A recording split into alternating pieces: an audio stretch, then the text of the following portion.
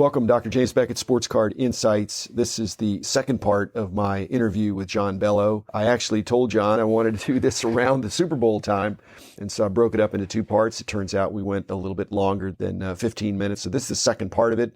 He's a little bit older than me, but I remember him back in the day, a very decisive leader, and really helped put football cards up there and put football up there. I thank him for his bold moves that he made, and thanks sponsors, Beckett Media, Beckett Grading, Beckett Authentication, ComC.com, Burbank Sports Cards, Mike Stadium Sports Cards, Heritage Auctions, Huggins and Scott Auctions, and Upper Deck, Panini, and Topps. Again, football cards are here to stay.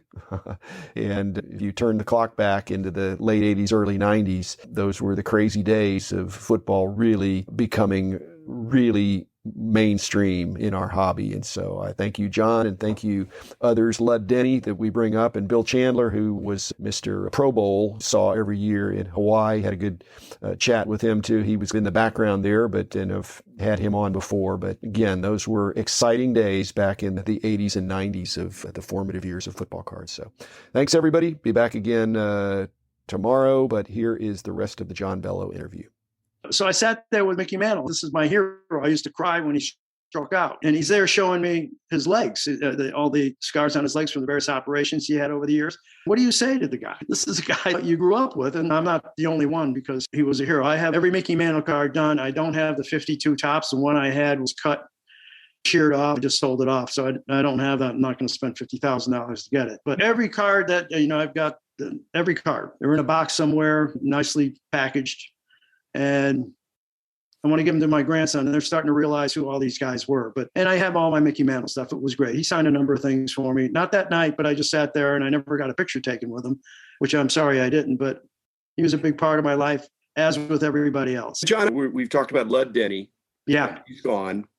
You've moved on, and you were there at that point. I've sold my company now, so I've moved on. But I think my legacy in the industry is partly through my lieutenants, the people that used to work for me. I'm wondering about your lieutenants that used to work for you that are still in the industry, or Lud Denny's lieutenants, because Lud was larger than life, but he certainly didn't do it all himself.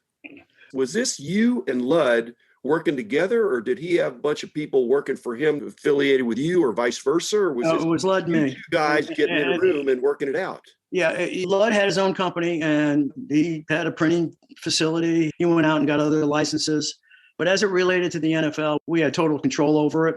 Ultimately, he worked with my people and through my people and through me and John Flood. After a while, once we got the trading card thing up and going, I moved on to other things. That was my modus operandi. NFL Properties was unique in that when I arrived in 1979, it was a tiny, closely held operating company whose major purpose was to protect the trademarks. There wasn't much going on in terms of revenue streams, maybe $6 million in royalty revenues coming in. The biggest promotional activity they had was punt, pass, and kick. They had licensing programs primarily with Sears, and it was basically flame retardant T-shirts that you could buy at Sears or JCPenney. It wasn't that exciting. It was really an under-marketed asset. And when I came in, I'm action-oriented. I thought there was a lot we could do. Frankly, I started out in the promotional sponsorships area, doing the same kinds of things with the NFL that the Olympics were doing. Speaking of the Olympics, how much credit should Peter Ueberroth get for changing the way professional sports are marketed? He was 80, 84, something like that. He showed the world what could really happen if you really got behind brand building in the Olympics. Not that the Olympics needed that, but they also had Coke and major sponsors promoting it, right. And TV was coming on. But he was innovative, and he extended himself. He extended the guardrails. I don't think he had anybody watching the guardrails. I had guardrails all over the place. They sent Roger Goodell with me everywhere I went to make sure I didn't do anything that they're now doing, licensed DraftKings, which back then would have been enough to cut off your hands. I remember doing credit cards. I had to go to every club and get permission to do an instrument of debt, which turned out to be a huge thing for everything. Again, it all goes back to promote and enhance. So the first deal we did was with Canon Camera. I wanted to call it the official camera of the NFL. The lawyers wouldn't allow it because the lawyers are sales prevention department. They said there's no plausible connection to the game. Same lawyers that said I can't make a Redskin hat black because that's not their primary color. And all that stuff we just pushed ahead and we did, and it worked out really well. And over time, I was able to hire some great people, both in the promotional business and then ultimately licensing business with a thing called NFL Pro Line, where we actually put stuff on the field, and we have them in our trading cards. We've got Mike Ditka wearing the sweater in the '85 Super Bowl, and that just exploded the business. Now these guys have to wear the hats now after they go to sit on the bench. The thing I think I left NFL Properties, not only did we pioneer stuff and make breakthroughs and basically showed people how you can really do all the stuff. We had obviously the best game, most TV coverage. Our sport was popular during the holiday season, so you could buy a lot of presents. We owned all the team shops. It was always about the NFL gear. And we just merchandised it well, and we did it collectively. And I was like the product manager for all that stuff. But ultimately, we had people that went off to become, for example, the commissioner of Major League Soccer. Frank Vuno went out and started a marketing company. Arlen Cantarian did the USTA. Rick Dudley is the head of Omicron. So we spawned a lot of people that came in as smart marketing guys, but not necessarily sports related, but they understood the objectives and the strategies of what we wanted to do and tried to leverage that with sponsors and licensees so they could make money, so everybody could make money, and the fans were happy. And I think the trading card thing did it more than anything. Not only was it an enhancement tool, people thought they could make a few bucks doing this. And I think that's what ruined it over time. Looked at that stadium from above. It was all red. I think virtually every other person, if not 60 to 70% of the people in those stands, had a licensed item on them. A lot of them had game jerseys, and I know what those game jerseys cost. When I first got there, we weren't doing NFL game jerseys because the people at Properties just didn't push it. I was very aggressive on trying to get people to wear what the pros wore, and they did. So Well, it's coming back around to the apparel and the cards. Logo 7. With Fanatics has made all this money with the apparel, the caps and the jerseys and all that. And they're moving so aggressively into cards to try to get that same blanket coverage of every fan needs to be clothed in his favorite team's stuff and be able to get cards. I would license anyone who could pay a guarantee and had a product that would reach an audience that wasn't being covered. A good example is when I first got to Properties, there were 1 or 2 hat licensees. I ended up licensing 4 or 5 or 6 or 7 hat licensees down to the trucker guy who would sell hats to the whistle stops on the highway because that was a different market. And as a result, everybody made money and it really promoted the game so everybody could have a hat. The trading card situation now is there are no licensees but for Fanatics. Is that what I'm hearing?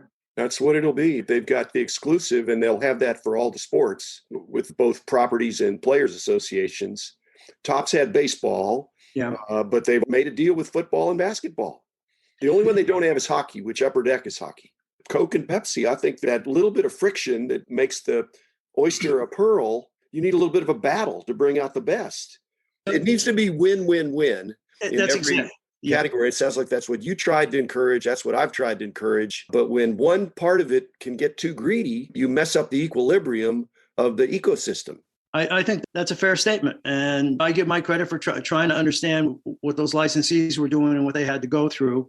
Actually, I learned a lot from them, which helped pay off for me when I did my own business because they were rugged individualists. The owners were rugged individualists. And you try to make it a win for everyone. And it really blossomed. So now that the merchandising piece of the NFL now, and you spots on games now where they're actually selling merchandise. That didn't happen back in my day. We had a hard time just getting Super Bowl tickets to entertain our licensees and our sponsors. It worked out. I had a good run there. I had a better run starting my own beverage business. But the irony was when I was at 410 Park Avenue, that was the NFL offices.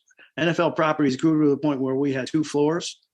And the league office had 2 floors. Our offices were nicely appointed because we were a revenue producing kind of organization, and they were a trade association. We didn't report to them per se. We reported to an executive committee.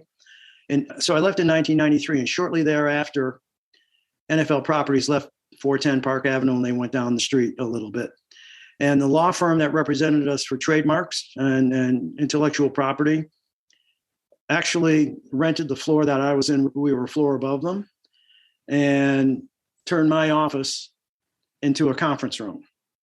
Fast forward 6 or 7 years later, I'm selling the company. I hired that law firm because they knew me and I felt like I had a good relationship with them and I wanted to go with people I knew and I felt the responsibility and I actually owed them something. So we signed them up So January 8th, 2001, we're in my old office at NFL Properties with 15 Pepsi lawyers and maybe 3 or 4 lawyers representing us signing papers.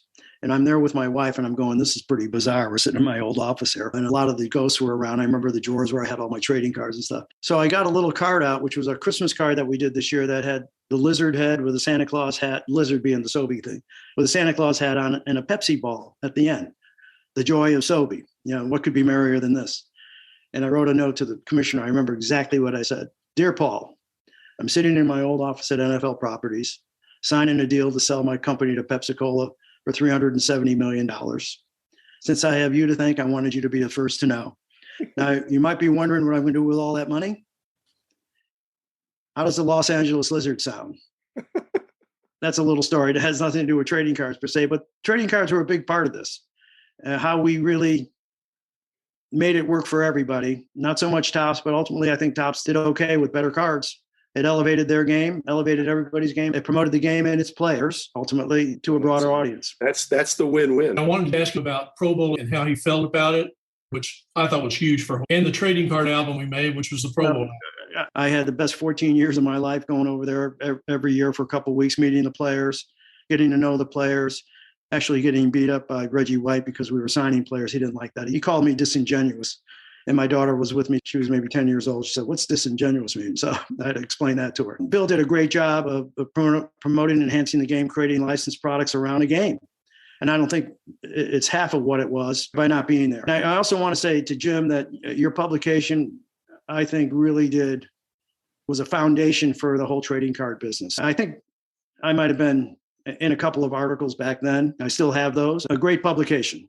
And I think you did a great job with that. The whole concept of a perfect storm can be pejorative, but in reality, all 3 of us got in a perfect storm that was the tailwinds of being at the right place at the right time and really having a great experience in the hobby and in the sport. And so thank you, John, for your contributions. And Bill, thank you. What a great hobby and sport that we've been able to enjoy for a lifetime. I want to give a shout out to Kit Young, because without the Kit Young show, I would have never met you. I would have never gotten into intense memorabilia like I did later on. And John Bello helped me because in '89, he gave me a license for Pro Bowl, and he paid for our mortgage for 12 years on my house. He paid for my son's education. So I owe John Bello a lot. I didn't do anything. I did my job. The whole idea was we work with people. They should do well. We should do well. The NFL clearly has done well. I've never seen better games. I saw Roger on one of the games sitting up there with Anthony Munoz. And at my first Pro Bowl, I took my kids to Macapoo Beach and Anthony, we got a nice picture taken. So I sent the picture to Roger, and Roger said, I wish I had it. I would have showed it to Anthony. I said, he would have remembered. Anthony was a good man. Guys, thanks. A real delight reconnecting to both you guys. I've enjoyed it. Yeah, Thanks,